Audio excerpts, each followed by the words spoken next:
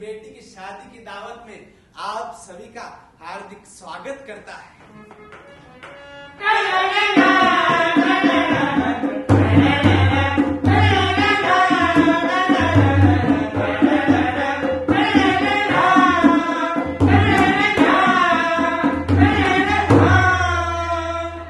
इधर चाट पकौड़ी, इधर गोलगप्पे, इधर राप और सूप, इधर चाइनीज फास्ट फूड, इधर मिठाइयाँ, उधर आइसक्रीम, इधर राजस्थानी, इधर पंजाबी और इधर साउथ इंडियन खाने के मेन काउंटर और इधर लिफाफा पकड़ाकर खाने वालों की मौत। अरे भाई, शादी के कारण में डिनर का टाइम था 7 बजे से 10 बजे तक। इसीलिए हमने 7 बजे प्लेट उठाई है और 10 बजे तक मीटिंग करेंगे। अरे क्यों नहीं, लिफाफा भी तो हमने 51 रुपयों का दिया है, वसूल तो करना पड़ेगा। चेपो चेपो। भाई पेट भर गया है, मन नहीं हो रहा है, एक मलाई का लड्डू तो चलेगा। ओहो, सब्जियां क्या लाजवाब बनी है और इस पर ये तैरता हुआ लाल रंग का घी। प्लेट में जगह भी नहीं है, एक रसगुल्ला तो और लेना है।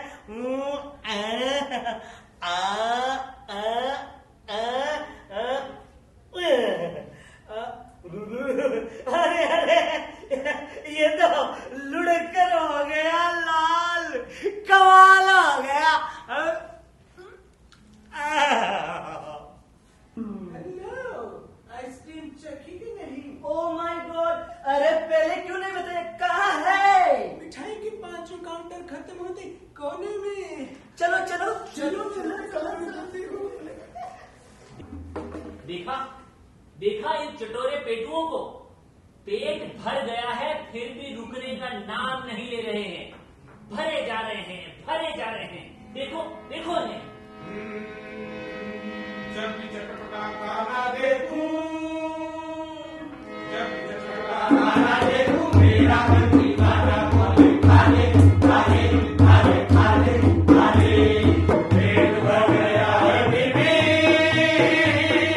पेट भर गया है बेबी, कावड़ा दिल बोले खाले खाले खाले खाले खाले खाले खाले खाले खाले खाले।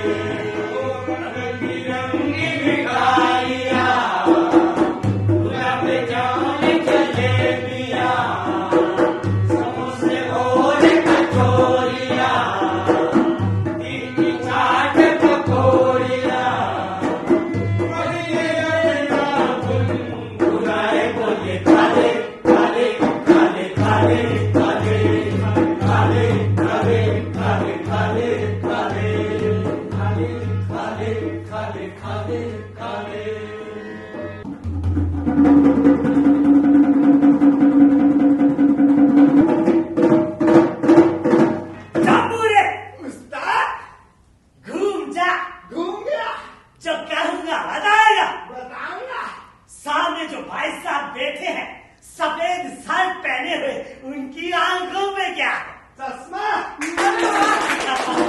बिल्कुल। अच्छा तो ये बता, वो जो मैडम बैठे हैं उनके हाथ पर क्या बंधा? बंधा नहीं, बंदी है घड़ी। अच्छा तो ये बता, टाइम क्या हुआ है?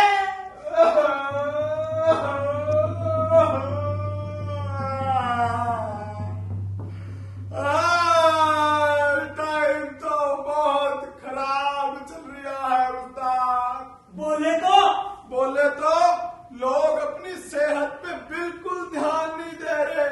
भूख नहीं है फिर भी कुछ न कुछ ठूसते रहते हैं, ठूसते रहते हैं, ठूसते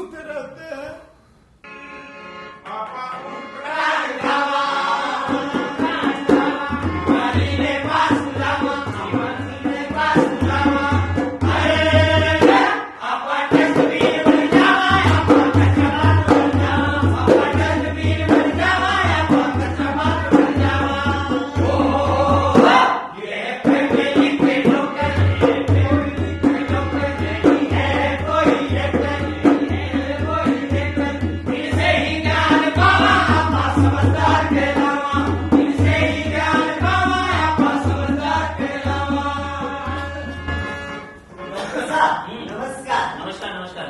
क्या तकलीफ है? डॉक्टर साहब, कभी छाती में दर्द आ रहा है, अच्छा। कभी पेट में जलन होती है और गैस भी बनता है, चलता हूँ तो थकान आती है। तो अभी देख लेते हैं। हाँ, सांस लो, छोड़ो, सांस लो, छोड़ो, सांस लो, छोड़ो। अरे भाई देखो सुनो, ये जो भी आप दिन भर में तला भुना और भारी खाना खाते हैं ना, चाट पकौड़ियाँ वगैरह, इसको खाना बिल्कुल कम कर दो। तो फिर ब्याह शादी में क्या हम खिचड़ी और दलिया खाएंगे? हमारे दोस्त और दावत देने वाले क्या कहेंगे? अरे भाई दावत उनकी है, लेकिन ये पेट तो तुम्हारा है। मनवार के इतने काचे मत बनो। सुनो, मेडिकल साइंस भी ये कहती है कि हमारा पेट दो तरह से काम करता है, एक तो खाना पचाने का और दूसरा हमारे शरीर को हेल्दी रखने का। अब सुनो, पेट एक वक्त में केवल एक ही काम कर सकता है, या तो उससे तुम अपना खाना बचवा लो या फिर अपने शरीर को फिट करवा लो। जैसे गाड़ी चलाते वक्त हम ब्रेक और एक्सीलरेटर एक साथ लगा सकते हैं क्या?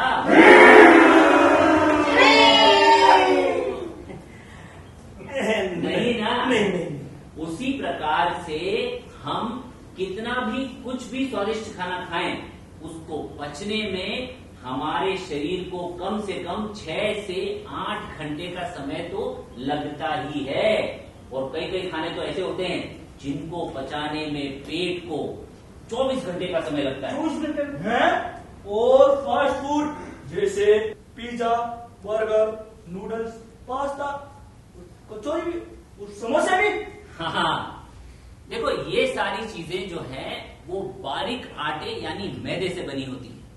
अब मैदे से बनी हुई चीजें हमें कितनी भी टेस्टी लगे, कितनी भी स्वादिष्ट लगे, लेकिन ये हमारे पेट में जाके ऐसे चिपक जाती हैं कि वहां से निकलने का नाम ही नहीं लेती। अरे इन सभी को पचाने में हमारे पेट का पसीना निकल जाता है और इनको बचाते बचाते हमारा डाइजेस्टिव सिस्टम यानी पाचन तंत्र पूरी तरह खराब हो जाता है। और तेरे की, यानी कि इधर पेट खराब और उधर दिमाग खराब। खाने पीने की चीजें सुनकर तो मेरे मुंह में पानी आ जाता है, फिर भी ये दिल मानता नहीं। मानता नहीं।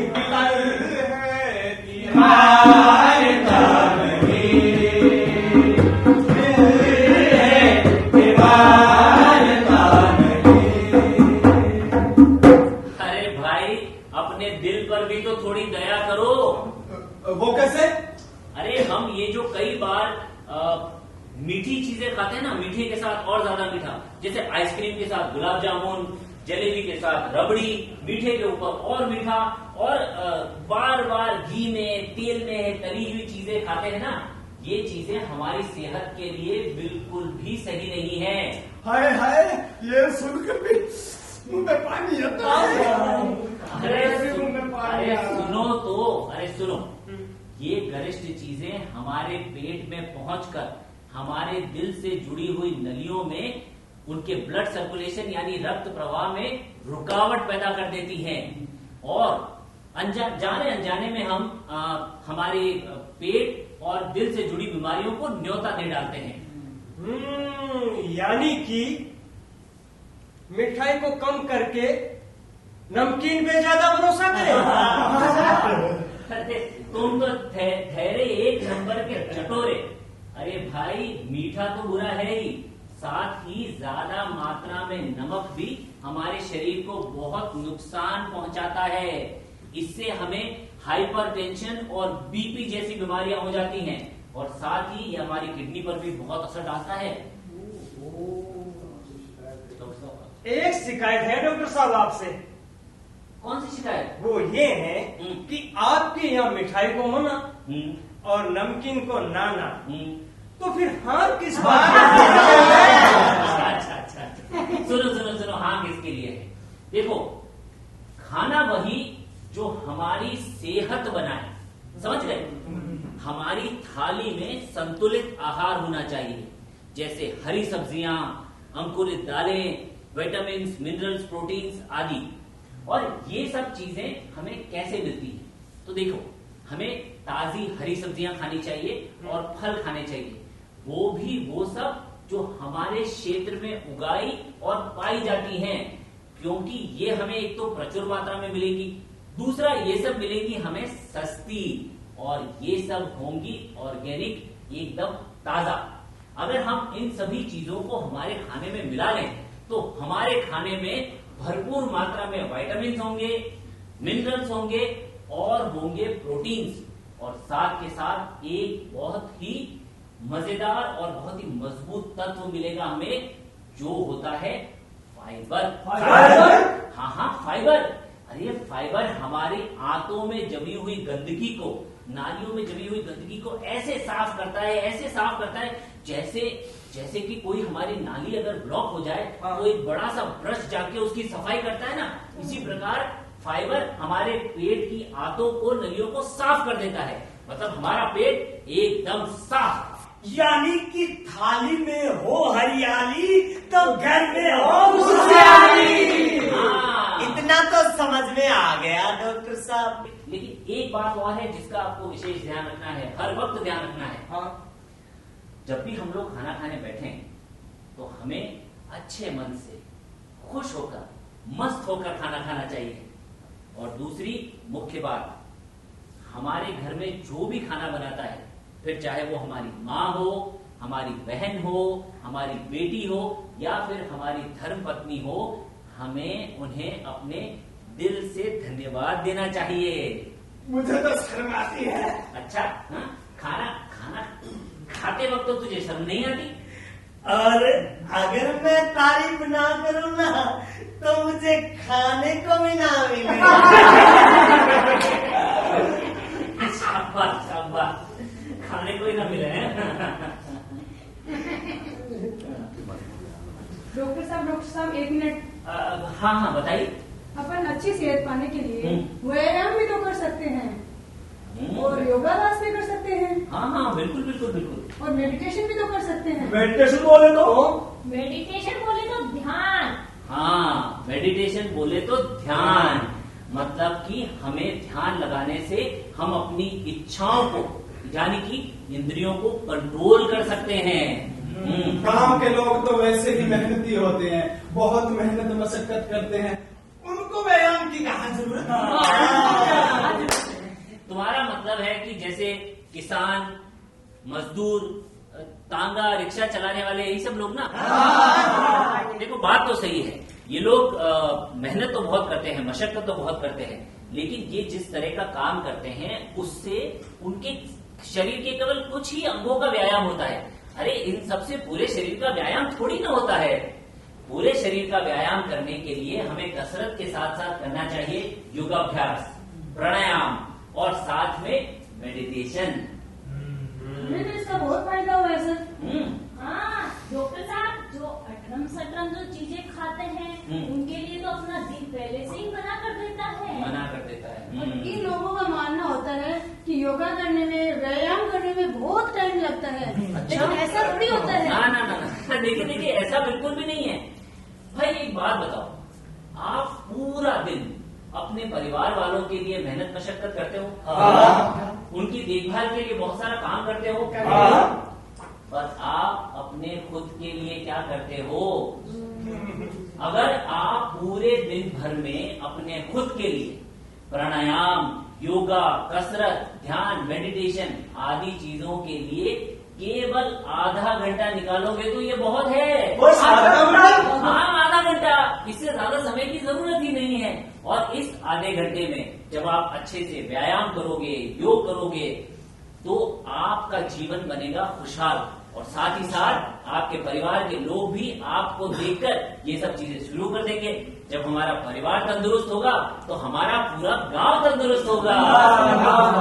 हाँ। प्यारे बहनों और भाइयों, अगर आप अपनी सेहत से बेहद प्यार करते हो तो आज सब मिलकर हम खुद से ये वादा करेंगे। हाँ, वादा करेंगे। सेहत वाला का